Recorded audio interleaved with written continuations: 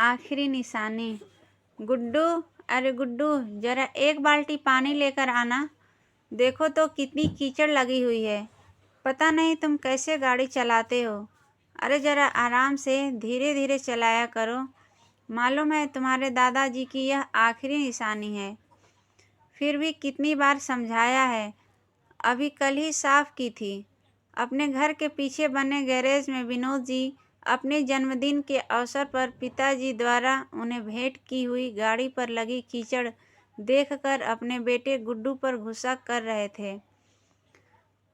गुड्डू एक बाल्टी पानी लेकर गैरेज में पहुंच जाता है और कहता है, पिताजी हम गाड़ी आराम से ही चलाते हैं, मगर सड़कों पर इतने बड़े बड़े गड्ढे और यह बारिश का मौसम, इसलिए थोड़ी सी कीचड़ लग गई गाड़ी पर।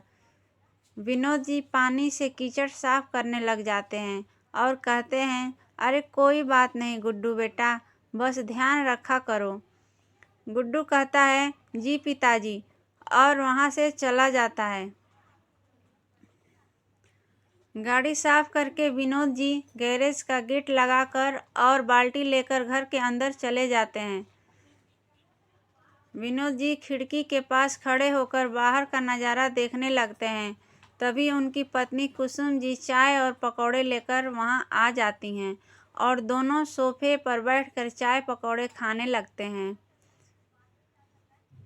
कुसुम जी विनोद जी से पूछती हैं, आप गुड्डू को इतना क्यों डांटते हैं?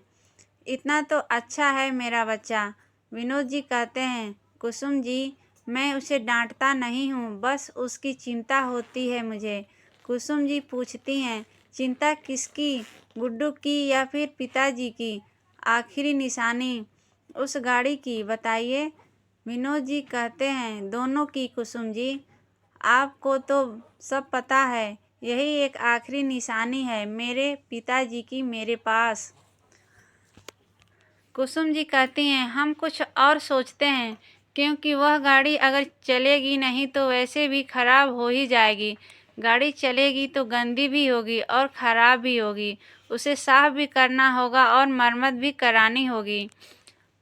आप अगर ऐसे व्यवहार करेंगे तो कैसे काम चलेगा? हमें इस गाड़ी के बारे में कुछ तो सोचना ही होगा। विनोद जी कुसुम जी की तरफ कुछ पल देखने के बाद खिड़की से बाहर देखने लगते हैं। चाय पकौड़े खाने के बाद विनोद जी तैयार होकर दफ्तर के लिए निकलने लगते हैं। तभी गुड्डू कॉलेज जाने के लिए अपने कमरे से बाहर आ जाता है। विनोद जी कहते हैं, गुड्डू तुम मुख्य दरवाज़ा खोल देना, मैं गाड़ी निकालता हूँ, और बैग लेकर गैरेज की ओर चल देते हैं। गुड्डू मुख्य दरवाजे को खोल देता है और गाड़ी का इंतजार करने लगता है। कुसुम जी रसोई घर में कुछ काम करने में व्यस्त हो जाती हैं। विनोद जी गैरेज में जाकर गाड़ी में अपना बैग रखकर उसमें बैठ जाते हैं और अपनी पुरानी यादों में खोने लगते हैं। उनका प्यारा बचपन, उनके पिताजी की यादें, उनकी शिक्षा और उनका यह दिया हुआ प्यारा तोहफा, यह गाड़ी। तभी उनके मोबाइल फ़ोन में उनके ऑफिस का कॉल आता है, जिसे उठाकर वह कहते हैं, जी बस 20 मिनट में पहुंचा। ऐसा बोलकर वह गाड़ी को मुख्य दरवाजे पर लेकर आ जाते हैं। गाड़ी में गुड्डू बैठ जाता है और वह उसे कॉलेज छोड़कर दफ्तर के लिए निकल जाते हैं। दफ्तर पहुंचकर विनोद जी अपने कार्य करने में लग जाते हैं, मगर कुसुम जी की बातें उन्हें बार बार याद आ रही थी। वह खुद से ही पूछने लगते हैं, पिताजी ने ये गाड़ी मुझे चलाने के लिए मेरे जन्मदिन पर मुझे दी थी। उसे संभाल कर रखने की जिम्मेदारी मेरी है, मगर पिताजी ने मेरी खुशी के लिए मुझे दी थी, मुझे और मेरे परिवार को दुखी करने के लिए नहीं दी थी। मैं उस गाड़ी को चलाने के लिए भी बार बार सोचता हूँ। वह गाड़ी है मेरे पिताजी की आखिरी निशानी, मगर यह मेरे लिए तो सौभाग्य की बात है। मुझे उसे चलाना चाहिए, पिताजी की भावनाओं को समझना चाहिए। वह मुझे उस गाड़ी को चलाते हुए देखना चाहते हैं। उस गाड़ी को गैरेज में बंद करके रखे हुए नहीं देखना चाहते, और मैं उस गाड़ी को बंद करके रखे हुए हूँ, जिससे वह खराब ना हो जाए, गंदी ना हो जाए। अपने परिवार को साथ लेकर कहीं घुमाने भी नहीं ले जाता हूँ। किसी तोहफे के साथ भला कोई ऐसा व्यवहार करता है? तोहफा तो खुशियाँ और प्यार लाता है, परेशानी और दुख और चिंता नहीं लाता। शाम हो चुकी थी। कुसुम जी दरवाजे पर खड़ी होकर इंतजार कर रही थीं। तभी गुड्डू पैदल आता दिखाई देता है।